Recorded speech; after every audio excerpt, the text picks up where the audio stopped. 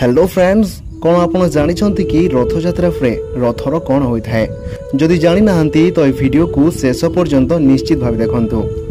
रथयात्रा जा ओडिशार एक महान पर्व अटे।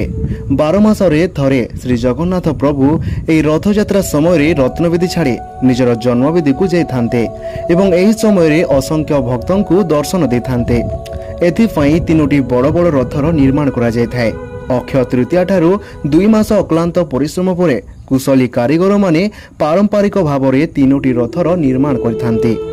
एठारे जानिबा कथा जे तालध्वज रथरे बड़ भाई बलराम, दर्पदलन रथरे देवी सुभद्रा एवं नंदीघोष रथरे प्रभु जगन्नाथ विराजमान करथान्ते।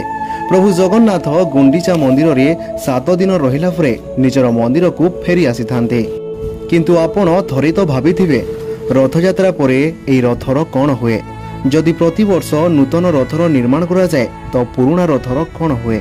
सो फ्रेंड्स, ए 3टी रथ को मंदिर प्रशासन नीलाम करथाए, जहाकू सहजरे भक्त माने किणी पारिथान्ते। किंतु याहाकू किणिबा पय किछि शर्त मध्य मानिबाकू पड़िथाए, जेमिति कि याहाकू कोनोसी मंद कार्य व्यवहार करिबा अनुचित अटे। रथगुड़िकर नीलाम परे जेउ सब अंशगुड़िक अवशिष्ट रही जाए ताहाकू इंधन रूप में महाप्रभुंक महाप्रसाद तैयारी करिबारे व्यवहृत होइथाए।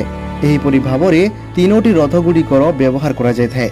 सो फ्रेंड्स, आशा करिबी ए वीडियो रे आपण किछि ना किछि जानि पारथिबे। सो पुणी देखा हेबो अन्य एक वीडियो सहित।